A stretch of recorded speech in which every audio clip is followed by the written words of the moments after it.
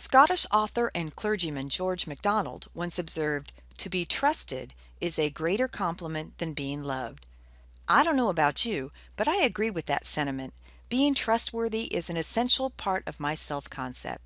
Sure, I want to be loved, but to be known as someone you can count on is even more important to me.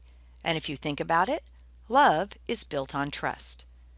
Virtually every communication and business management textbook I've ever read extols the virtues of trust in relationships, whether those relationships be romantic, friendship, familial, or workplace.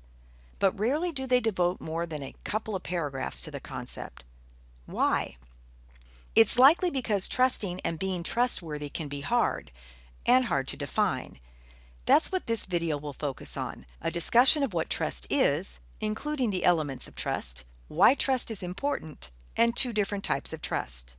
One way to look at trust is to consider the elements or behaviors that contribute to the concept of trust. Intent to do well by others, but intent by itself is not enough. Character, being honest, sincere, and behaving with integrity. Transparency, arguably this is related to character. You are open in your communication with others and are not operating with hidden agendas. Competence or capabilities, your ability to do things. Reliability and consistency, keeping your promises, meeting your obligations. Notice that in this view, all must be combined and overlap. Let's take a different approach, as suggested by social psychologist Morton Deutsch. Realize that trust involves some level of risk, and that risk has consequences, which can pay off in harmful or beneficial ways.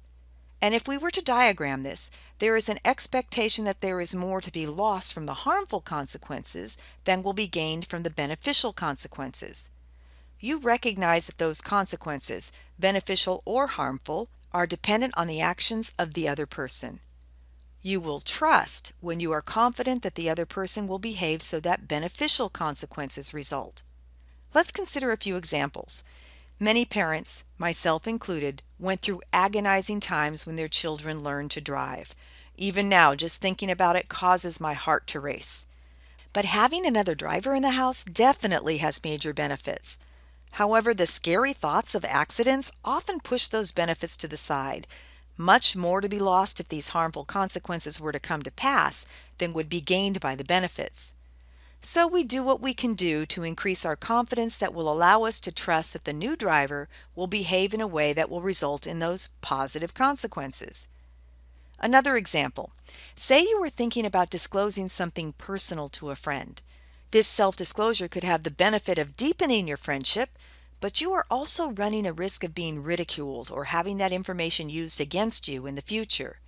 You're not likely going to self-disclose until you are relatively sure that your friend will respond positively. Okay, so now we know that trust refers to the general belief that people can rely on each other. Why is trust important?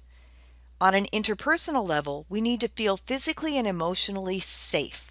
We have to feel like we can be who we truly are with someone. It's exhausting to put up a front all the time. When people trust each other, they are more willing to openly express their thoughts, feelings, reactions, opinions, information, and ideas.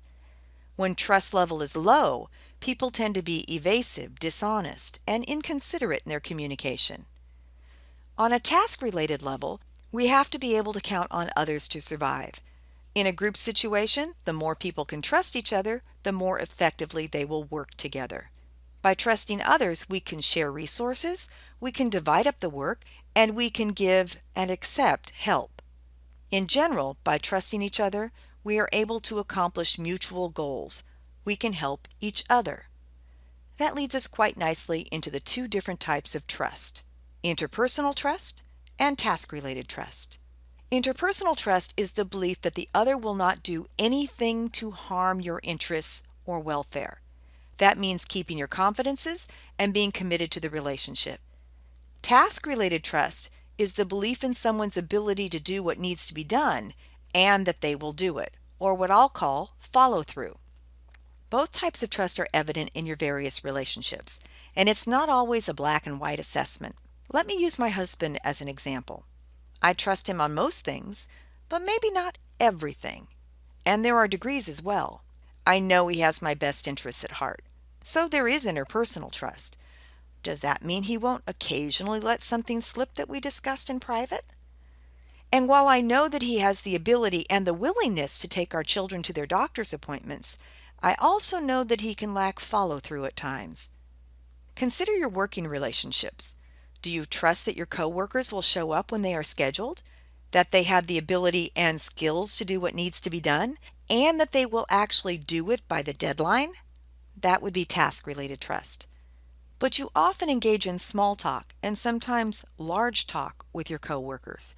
Can you trust them to keep any privileged information you share private? So interpersonal trust is present even in task-oriented relationships.